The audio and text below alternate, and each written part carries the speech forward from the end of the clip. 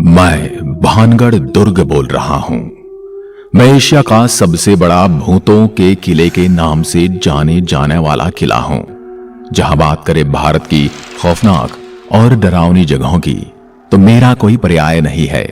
मैं वो किला हूं जहां आज भी भूतों के चीखने चिल्लाने की आवाजें आती हैं। यहां तक कि भारत सरकार भी सूर्यास्त के बाद और सूर्योदय से पहले मेरे यहां आने से मना करती है। मैं आज भी उन डरावनी कहानियों के इतिहास के साथ टूटी फूटी जर्जर हालात में यहां वीरान जंगलों में खड़ा हूं और अपने जीवन के अंतिम दिन काट रहा हूं। मैं मेरे भूतिया होने की पूरी कहानी आज आपके सामने बयान करूंगा। लेकिन जरा सोच कर देखो, सरकार ने तो सूर्यास्त से पहले और सूर्य उदय होने तक मेरे पर दुर्ग में किसी के रहने की मनाही कर दी है, परंतु मैं कहां जा सकता हूं।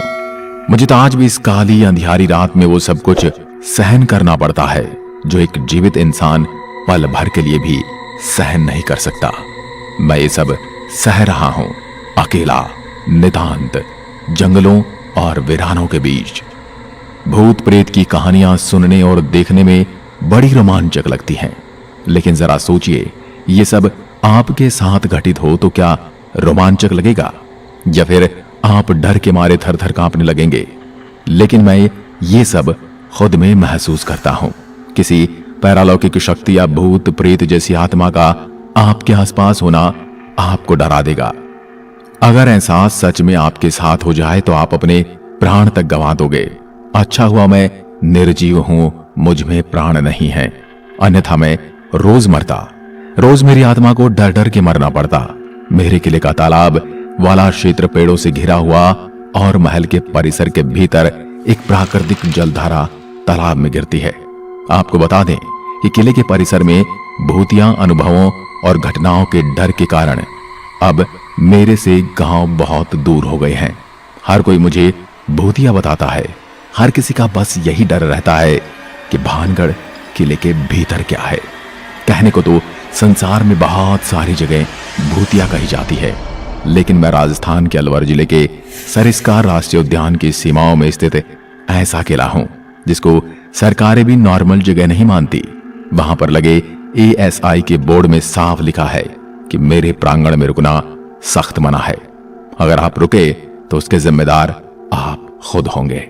आपको बता दूं, जो भी रात में आज तक मेरे दुर्ग में रुका, उनके साथ घटित घटनाओं का मैं साक्षी हूं। अकबर के दरबार में 9 रत्नों में से एक महाराजा मानसिंह के भाई माधव सिंह ने मेरे इस किले का निर्माण 16वीं शताब्दी में करवाया था। मेरे इस विशाल आकार वाले भव्य दुर्ग में पहले लोग भी रहा करते थे, लेकिन भूतिया हो जाने के बाद एकाएक मेरे इस पूरे प्रांगण को खाली कर दिया गया और मुझे अकेला इस वीरान जंगल में छोड़ दिया गया। मेरे किले की प्राचीर में प्रवेश करते ही आपको टूटे फूटे खंडहर दिखेंगे जो मेरे को शापित होने के पहले के ग्रामीण की दुकानों और घरों का एहसास कराएंगे। वहीं पास में आपको नर्तकियों की एक हवेली टूटी फूटी जीर्ण हालत में दिखेगी। और नर्तकियों के घुंघरू की आवाज आज भी मैं अंधकार वाली मध्य रात्रि में सुनकर मंत्र मुग्ध हो जाता हूं और अपने उसी भव्य अतीत में लौट जाता हूं। लेकिन मैं जानता हूं उन आत्माओं के दुख को जो कई शताब्दियों से आज भी उस श्राप का दंश झेल रही हैं। जैसे जैसे आप मेरे परिसर में आगे बढ़ते जाएंगे, कई खंडहर देखते जाएंगे। किसी भी खंडहर की छत को सही सलामत नहीं पाएंगे सिवाय मंदिरों के। मेरे प्रांगण में कई मंदिर हैं जो आज भी सही सलामत खड़े हैं। उन्हें आराध्यों के दर्शनों और उनकी ताकतों से मैं आज भी हाथ टूटा फूटा जीर्ण शीर्ण हालत में भूतों की कहानियों के साथ खड़ा हूं। जैसे ही आप मेन दुर्ग के दरवाजे पर आएंगे, आपको लोहे के द्वार मानो भूतिया किले में आपका स्वागत करने के साथ ही चेतावनी देते हुए दिखाई देंगे। जरा सब्र कीजिए, मैं आपको वो भूतिया कहानी भी बताने वाला हूं जिससे मेरी हालत हुई। वो सभी डरावनी बातें, उन जगहों के साथ घटनाओं का जिक्र करूंगा जो आपको मेरे बारे में बहुत अच्छी तरह समझ आएंगी। थोड़ा आगे बढ़ने पर आपको एक ऐसा जलकुंड दिखाई देगा जिसमें पूरे साल हर दिन पानी भरा रहता है।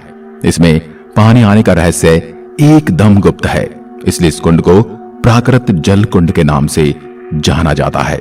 यहीं पर जलकुंड के पास में ही महादेव जी का मंदिर है, जो आज भी ज्यों का त्यों खड़ा है।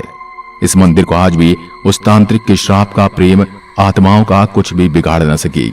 लेकिन आगे मैं आपको अपने भव्य महल की हालात दिखाऊंगा, जो उन प्रेत आत्माओं ने महल की हालत कैसी कर दी है। अब आगे चलते चलते मैं आपको मुख्य महल की ओर ले चलता हूं, जो मेरे दुर्ग का सबसे मजबूत और राजशाही परिवारों का निवास स्थान हुआ करता था। आप देखिए कितनी मजबूती से मेरे महल के परकोटे और दरवाजों का निर्माण किया है।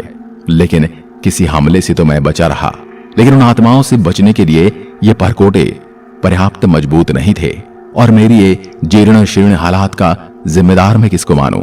दोस्तों, मैं अपनी पूरी दर्द भरी कहानी आपको बयान करूंगा।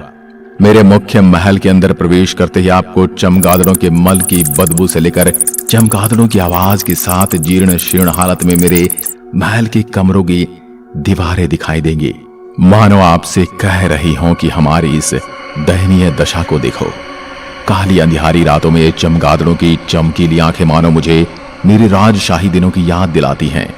शापित और आत्माओं का बसेरा होने से पहले मैं एकदम रंगीन, जगमगाता हुआ विशाल दुर्ग हुआ करता था। वैसे ही मेरे नजारे हुआ करते थे। इन्हीं महलों और इन्हीं कमरों में राजशाही परिवार की महिलाओं के कदम पड़ते थे, और उनकी पायल की छन छन की आवाजों से मैं भाव विभोर हुआ करता था। लेकिन अब मुझे कई प्रकार की प्रेत आत्माओं और नृत्यकों के घुंघरू की आवाजों के साथ काली अंधियारी रातें गुजारनी पड़ती हैं। इन्हीं महलों में रहने वाली एक राजशाही परिवार की रानी हुआ करती थी, जो मेरे ही महलों में आती जाती, मैं उनको निहारते रहता। इतनी सुंदर रानी मेरे यहां निवास करती है। फिर आई वो काली अंधेरी रात, जिस दिन मेरे इस राजमहल को भगवान जाने किसकी नजर लग गई। और उस रात्रि के बाद हुई एक सुबह। उस दिन एक तांत्रिक भिक्षा मांगने के लिए महल के द्वार पर पहुंचा। द्वारपाल के भिक्षा देते समय उस तांत्रिक की नजर मेरे महलों में विचरण करती हुई उस रानी के ऊपर पड़ी, और वो मनमोहित हो उठा। फिर वो अपनी एक कुटिया बनाकर महल के ही समीप साधु का भेष धारण कर तपस्या करने लगा। रानी और उनकी दासियों की दिनचर्या के ऊपर अपनी नजर रखने लगा। फिर एक दिन ऐसा हुआ कि उसे खूबसूरत रानी ने नहाते हुए अपनी दासी से कहा, क्या री दासी, जरा देखो तो बालों में लगाने वाला सुगंधित तेल खत्म हो गया है, तू लेकर आएगी क्या बाजार से। ये चर्चा तो निजी कमरे में रानी और दासियों के बीच हो रही थी, परंतु मैंने महसूस किया कि उस तांत्रिक ने अपनी तंत्र क्रिया से रानी और इन दासियों में होने वाली चर्चाओं को सुन लिया, और अपने तंत्र की क्रिया से महल के बाहर मौजूद बाजार में एक दुकानदार बनकर बैठ गया। महलों के बाहर इन दुकानों के अवशेष आज भी आप देख सकते हैं। फिर क्या था, मेरे महल के दुर्ग से निकलती हुई मैंने एक दासी देखी, जो संभवतः सुंदर रानी के बालों में लगाने वाला सुगंधित तेल लेने जा रही थी। मैंने देखा कि रानी के लिए हमेशा एक ही दुकान से सामग्री लाई जाती थी, परंतु जैसे ही दासी की नजरों में उस तांत्रिक में अपनी नजर डाली, मानो दासी तंत्र क्रिया से सम्मोहित होकर उस तांत्रिक की दुकान की ओर मुड़ गई। फिर वहां से उस तांत्रिक के द्वारा एक विशेष तंत्र क्रिया से किया एक तेल खरीदकर मेरे दुर्ग में दासी घुस गई। उस समय मुझे आभास हुआ मानो मेरे काल ने मेरे अंदर ही प्रवेश कर लिया हो, लेकिन मैं उन सब बातों से अनजान था। जैसे ही दासी ने उसे सुगंधित तेल का पात्र रानी की ओर बढ़ाया, उस पात्र को देखकर रानी सारी कहानी समझ गई थी, क्योंकि वो रानी एक सती महारानी थी, जिनके अस्तित्व की तपस्या के प्रताप से रानी को सारी कहानी समझ आ गई। फिर रानी ने कहा, दासी, तुम ये तेल नहीं, ये भानगढ़ का काल लेकर आई हो। ये सुनकर दासी सुन्न हो गई। फिर रानी ने आदेश दिया कि महल के बाहर निकल जाओ और इस तेल को एक बड़ी पत्थर की चट्टान पर उड़ेल दो। फिर क्या था, रानी की दासी ने आदेश का पालन किया और महल के बाहर जाकर एक चट्टान पर ये तेल फेंक दिया। जैसे ही रानी वापस आई तो वो देखती कक्ष में राजा के साथ सारे मंत्रीगण मौजूद थे। रानी ने सारा वृतांत कह सुनाया। फिर सभी इंतजार करने लगे। उस काल रात्रि की 12 बजने वाली थी, जो मध्य रात्रि की एक निशानदेही मानी जाती है। महलों की खिड़कियों से मानो सभी राजशाही परिवार दर्शक के रूप में बैठे बैठे देख रहे हों, और रात्रि में एकाएक वो चट्टान जिस पर तेल डाला गया था उड़कर सीधे उस तांत्रिक की कुटिया में पहुंच गया और सीधा तांत्रिक के ऊपर गिर गया। उसने मुझे श्राप देते हुए ऐसा तांत्रिक टोटका कहा और श्राप दिया कि कुछ ही घंटों के बाद जो भी इस महल में रहेगा उसके प्राण मैं ले लूंगा। श्राप सुनकर आनन फानन में महाराजा ने अपने पूरे परिवार सहित ये राजमहल छोड़ने का निर्णय लिया था। लोग महल छोड़ भी दिए और पूरा नगर खाली हो गया। लेकिन जल्दी इतनी थी कि पूरी रात में पूरा नगर खाली नहीं हो पाया। सुबह होते ही उस तांत्रिक की आत्मा ने जो नागरिक और राजशाही परिवार के सदस्य मेरे दुर्ग परिसर में बच गए थे उन सभी के प्राण ले लिए और मैं ऐसे ही खड़ा खड़ा सबको देखता रहा। मैं सहम गया। मैं अपने नगर को उजड़ते हुए मेरी आंखों से देख रहा था और मैं कुछ न कर सका। उस तांत्रिक ने उस सुगंधित तेल में ऐसी तंत्र क्रिया की थी कि इसके द्वारा जो भी उस तेल को अपने बालों में डालता वो सीधा उस तांत्रिक के पास पहुंच जाता। इसलिए चट्टान पर डालने से वो चट्टान रात के ठीक 12 बजे उस तांत्रिक के ऊपर जा गिरी। कुछ ही महीनों में मेरा महल एकदम खंडहर बन गया और पूरे महल की छतों को जगह जगह से गिरता महसूस करने लगा। लेकिन आज मैं मेरे परिसर में मौजूद मंदिरों को जो का त्यों खड़ा पाता हूं। इसी के साथ मेरे दुर्ग के बारे में ये कहानी भी प्रचलित है कि उकत भानगढ़ बालूनाथ युग की तपस्या स्थल था, जिसने इस शर्त पर भानगढ़ के किले को बनाने की अनुमति दी थी कि किले की परछाई कभी भी मेरी तपस्या स्थल को नहीं छूनी चाहिए। परंतु राजा माधव सिंह के वंशजों ने इस बात पर ध्यान नहीं देते हुए किले का निर्माण ऊपर की ओर जारी रखा। इसके बाद एक दिन किले की परछाई तपस्या स्थल पर पड़ गई, जिस पर योगी बालूनाथ ने भानगढ़ को श्राप देकर ध्वस्त कर दिया। श्री बालूनाथ जी की समाधि अभी भी वहां पर मौजूद है। मेरा ये मजबूत किला 4 दीवारों से घिरा, जिसके अंदर प्रवेश करते ही दाईं और कुछ हवेलियों के अवशेष दिखाई देते हैं। सामने बाजार, इसमें सड़क के दोनों तरफ कतार में बनाई गई 2 मंजिली दुकानों के खंडहर हैं।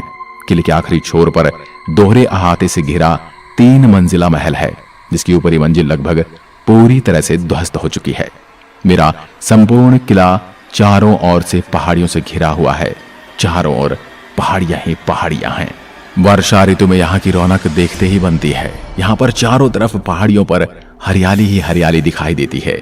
वर्षा ऋतु में यह दृश्य बड़ा ही सुंदर हो जाता है। मेरे किले को दुनिया की सबसे डरावनी जगहों में से गिना जाता है। ऐसा माना जाता है कि यहाँ पर आज भी भूत रहते हैं। आज भी यहाँ सूर्योदय होने से पहले और सूर्यास्त के बाद किसी को रुकने की अनुमति नहीं है। मेरे दुर्ग के सबसे ऊपरी भाग की ओर आप जाकर दुर्ग के चारों तरफ से देखेंगे तो मेरे विशाल दुर्ग के ऊपर किस प्रकार का जुर्म हुआ है उसे आप महसूस कर पाएंगे। लेकिन आपको डरने की कोई जरूरत नहीं है। आप आइए, मैं आपका स्वागत करता हूं। तो मैं आपको बता दूं कि आप मुझ तक पहुंच कैसे सकते हैं।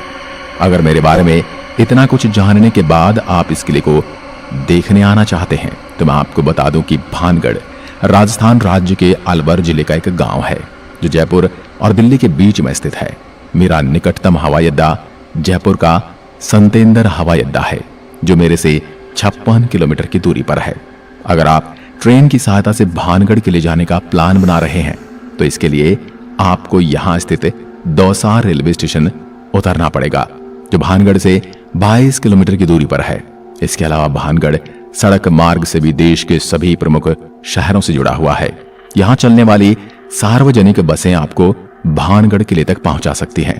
राजस्थान राज्य का अलवर जिला सभी प्रमुख शहरों से जुड़ा हुआ है, तो आप रोड से भी मुझ तक आ सकते हैं। तो मित्रों, ये थी भूतिया भानगढ़ यानी मेरे किले की संपूर्ण जानकारी। और आपको यह जानकारी कैसी लगी मुझे कमेंट में लिखकर जरूर बताएं और चैनल को सब्सक्राइब करके सामने लगी घंटी पर क्लिक जरूर करें, ताकि हमारी आने वाली हर वीडियो का नोटिफिकेशन आप तक पहुंचता रहे। इसी के साथ आज की वीडियो को यहीं खत्म करते हैं। एक बार फिर मिलते हैं एक और ऐसी ही रहस्यमयी वीडियो के साथ। तब तक के लिए नमस्कार, धन्यवाद।